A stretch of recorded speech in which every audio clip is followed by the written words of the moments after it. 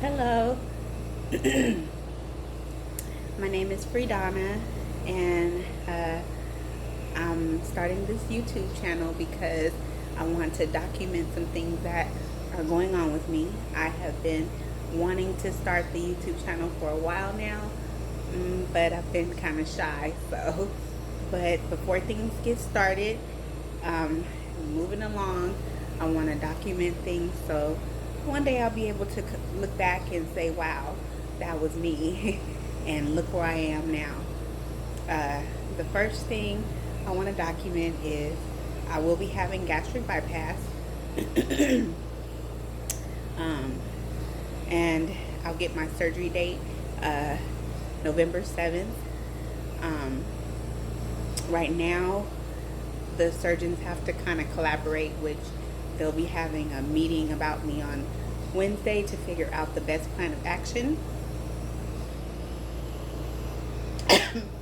I'll go into some detail about that a little later. Um, but just some specifics. My highest weight recorded was 245. And I'm currently 222. My recommended weight loss from the nutritionist was 11 pounds. So when I started with bariatric, the bariatric department, I was around 231. So they told me I have about 2 pounds left.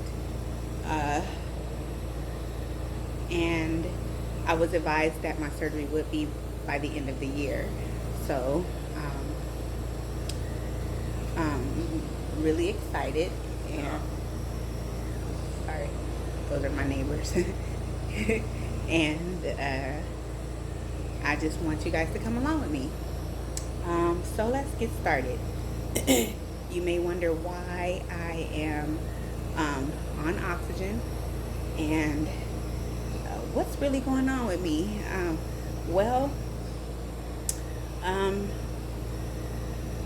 I work for a company, and I'm not going to mention any names. You know who you are. And I was sitting underneath the vent at work and requested to move. For years, I would request to move. I worked for the company for about 4.5 years, and my supervisor would not move me. The cough developed. I ended up going out on a leave where they terminated my employment under the supervision of a doctor. And down the line, the cough stayed with me around 2013. I'm sorry, and this is about 2009. Okay. Around 2013, there was a progression where the cough was so bad. I had gotten sick with the flu, and I had gotten sick twice, back to back. So I got sick in December of 2012, and I got sick in January of 2013. And the cough seemed like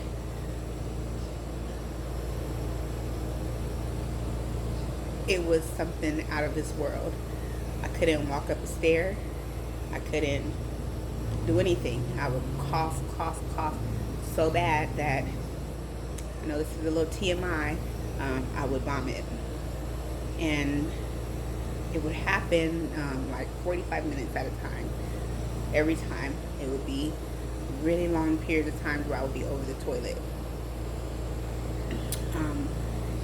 The illness got better. I didn't know what was wrong with me. It didn't completely get back to normal. So, around 2015, I started going to Kaiser, and I wanted to figure out, what is this? You know, I finally had insurance. What's going on with me? So, I went and I saw a pulmonary specialist, and they ran some tests. They did a CT scan, an MRI, a PET scan, and they took a lot of blood work. They did 2 bronchoscopies, and also sent me to a rheumatologist. And everything came back with inflammation. There was something in my body that was making my lungs inflame.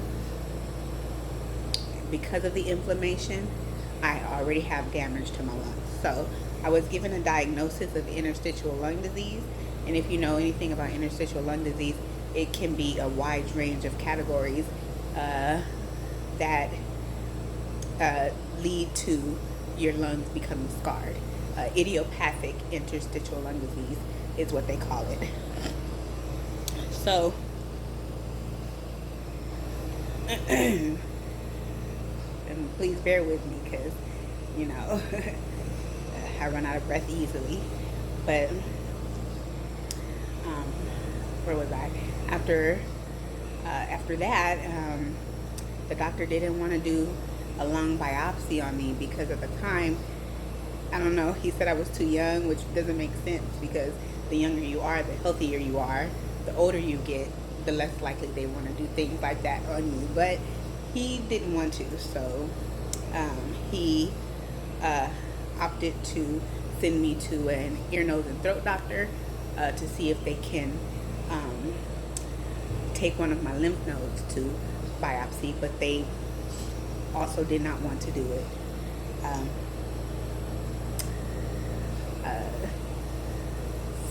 What I've learned over the years is that some doctors, some companies are about the money, and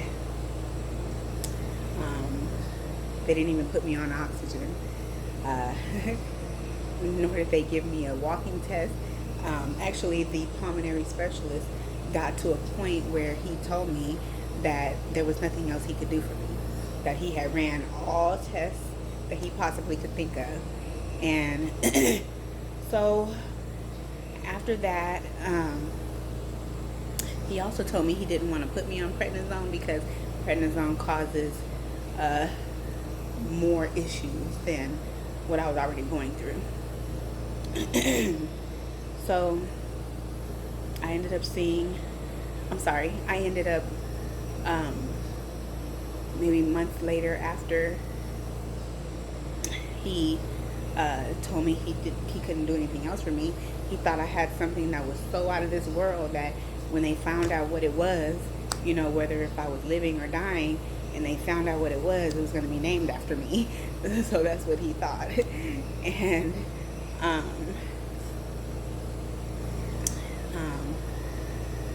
I ended up going to the hospital because I was coughing up blood.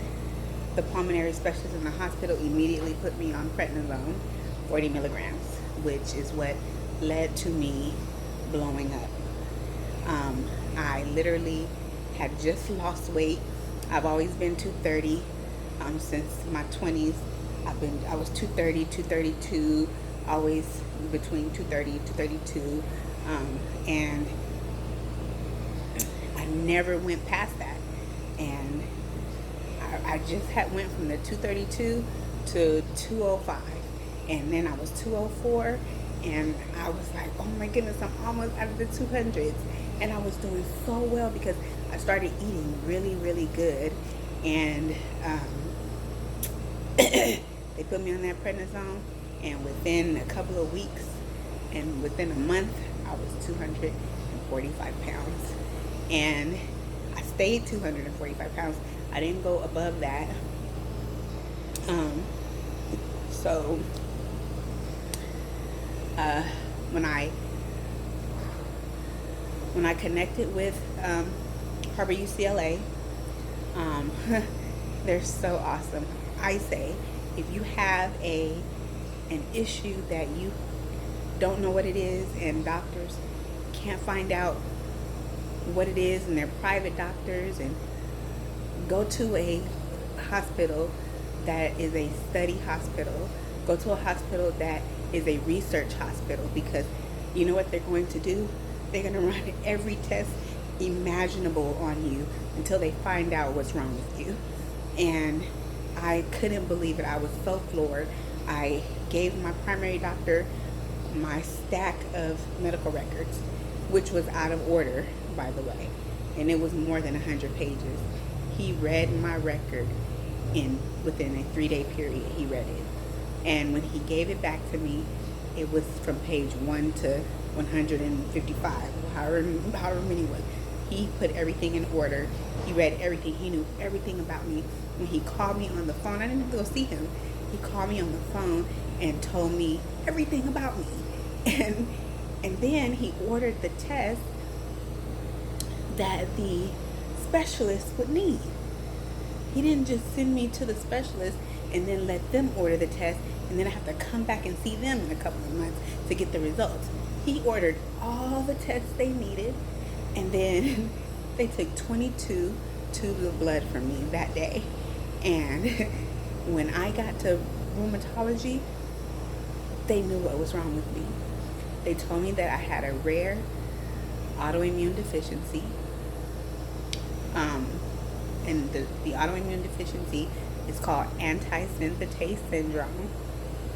It's it's caused by the environment, or it could be caused by certain medications or certain diet pills, which I've never really been on diet pills.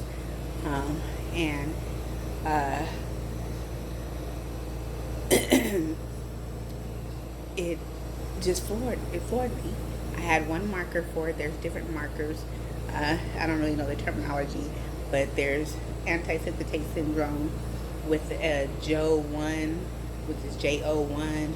There's like JO2, I think, and then there's mine. There's a PL5, a PL7, a PL something, and 5% of the population has antisynthetase syndrome with a PL7. And it's like, for me, because there's no specific diagnosis, the marker came up in my blood work. They have me like in this multi situation between scleroderma and antisynthetase syndrome, because I don't have lupus. So then I was also sent for more tests, swallow tests. I just swallowed barium, and they found out that my esophagus does not work. And before 2 days ago, not 2 days ago, Friday I went to see the bariatric doctor. Before Friday, I knew that they had diagnosed me with esophageal dysmotility.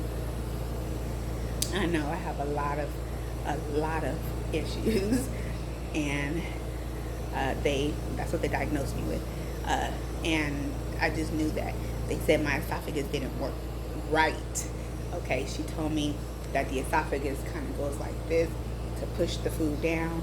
Mine's kind of was going like this in the test, where there was nothing. So last week when I went to see bariatric, they told me that it's esophageal dysmotility is also called achalasia. Achalasia is when the esophagus does not work. All the nerves in it are dead. He said the only thing that is pushing my food down to my stomach at this present time is gravity. And when he said that, I was so stunned. I didn't know what to do. Like, I vomit a lot. I know it's kind of TMI, but it comes with the territory. I vomit a lot. And I didn't know. I said, is that why? I have severe acid reflux, and I do also have a hiatal hernia. So it's out of control. Everything is out of control.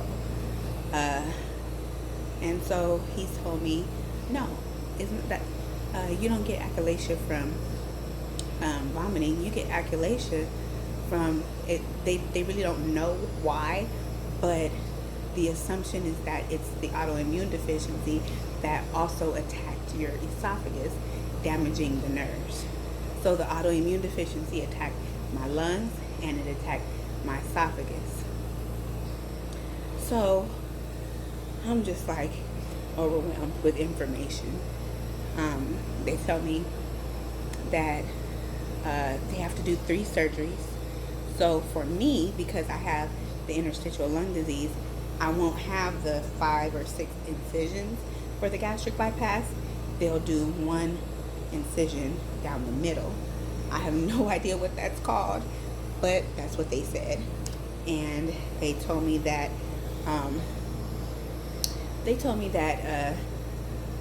they have to meet on Wednesday to figure out what the plan of action is going to be for me, because 3 surgeries all at one time, he said he had never done before, but he had done all 3 surgeries numerous times. It's a Heller myotomy, and then the hiatal hernia repair, and the gastric bypass. And so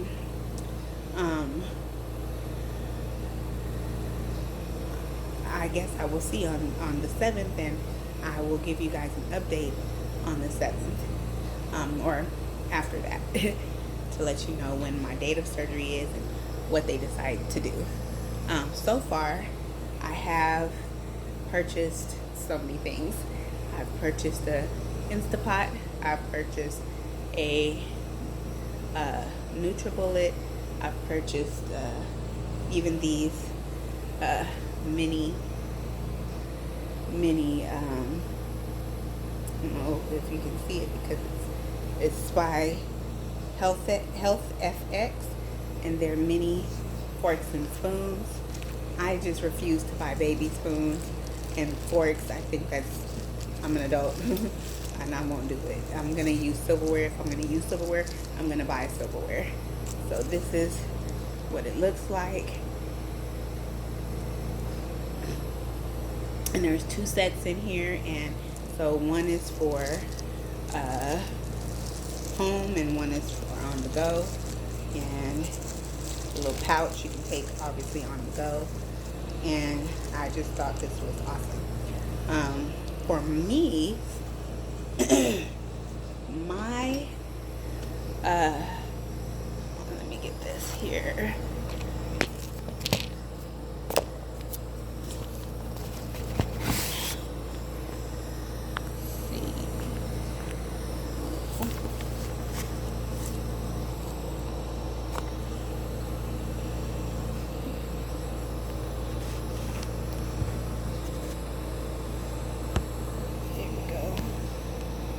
Me, my bariatric doctor gave me my 1 week.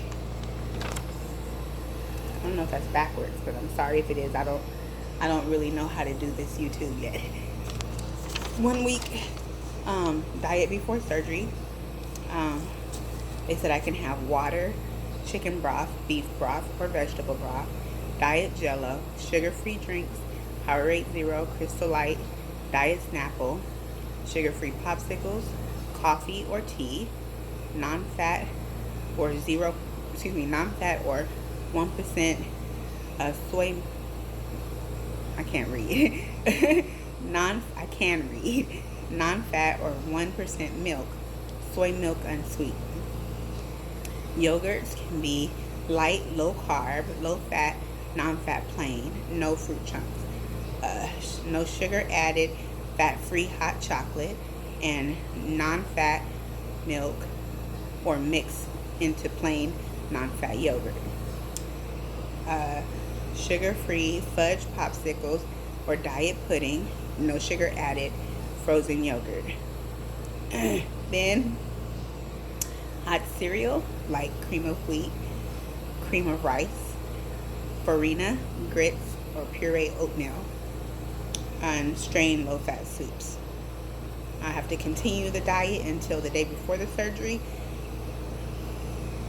and then the day before the surgery I'll have continue the liquid diet. After 5 p.m. that day I can only have water. And then after midnight, no liquids, which I'll have to talk to the doctor about, because there's no way that I can't have water. I cough, run out of breath, I need water. So we'll talk about that.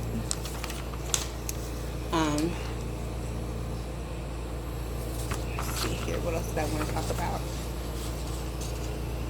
Protein. My protein has to be 20 grams at least, 2 grams of sugar or less, and 180 calories. I have allergies to everything.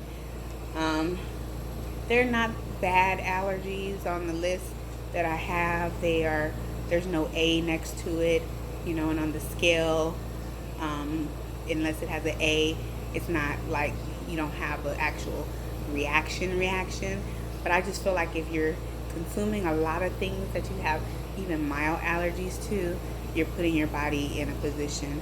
And I'm already on immunosuppressants, 2 forms of immunosuppressants. So I try to do the best that I can.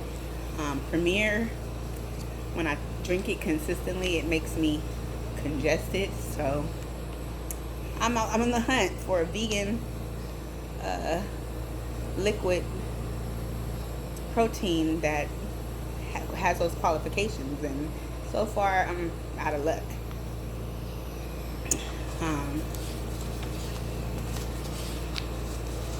Let's see.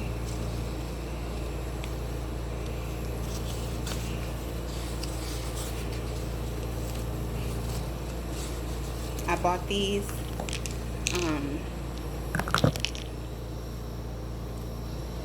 because I'm gonna do from Amazon. All the items I'm showing you I got from Amazon. It's the Avon, AUVON. It's a travel case, and they are large, because I'm gonna do a lot of chews. I can't have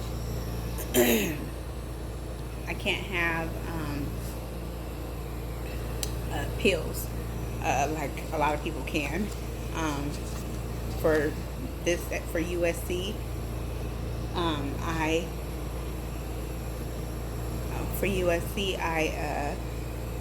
and mind you, I'm having my bariatric surgery at USC. My doctors are in between Harvard, UCLA, and USC, so the surgery will be at USC, and so my lung transplant. But for USC, their requirements are liquid forms of pills, and it is liquid forms of pills they want you to take are prenatal vitamins with 27 grams of iron a day, vitamin B1 100 milligrams once a day, calcium citrate plus vitamin D 1500 milligrams once a day, vitamin D3 2000 international units I use once a day, and vitamin B12 under the tongue 1000 mcgs once a week. So those are the vitamins they want you to be on, at least until the pouch, or not the pouch, the bypass, at least till you heal. I think it's like 6 to 8 weeks or something, 1 month, or I don't know, until you're on regular foods. I don't know. The drink that I'm required to get is Isopure Protein, the clear drink. I have to get 2 bottles of those, and the day before the surgery, or 1 week before the surgery. So I'll be put on those, and so I have to go to GNC. I hear the green apple one is good, so that's what I'm gonna do. And If you have any questions or concerns, I know I have a lot going on, so I will let you guys know, like I said, when they make a decision on how they're going to do the surgeries. I'll let you guys know that, and I'll keep you guys posted on my lung transplant. By the way, I'm required to lose to get down to 189 in order to qualify for the lung transplant. So I think they said that's 70 pounds I'm required to lose, which is why I have to get the gastric bypass, because I can't exercise. My lungs, I can breathe out, but it's restricted breathing in. So for my lungs to try to exercise, it's forcing them to do something they can't do. So I am going to pulmonary rehabilitation currently, and I'm learning how to control my breathing while doing strength training. So that's something that I'll have to incorporate after the surgery in order to build muscle and to continuously to lose weight. So because like I said, I can't exercise for like cardio, to lose weight on my own. 70 pounds it'll probably be 2 years from now to hit that goal. So far, like I said, I've lost 9 pounds. I don't think I did say that, but I've lost 9 pounds and I have 2 to go. So hit the like button if you did like this video. Subscribe, and I will see you guys next time. Have a lovely day, and remember, God loves you, and so do I.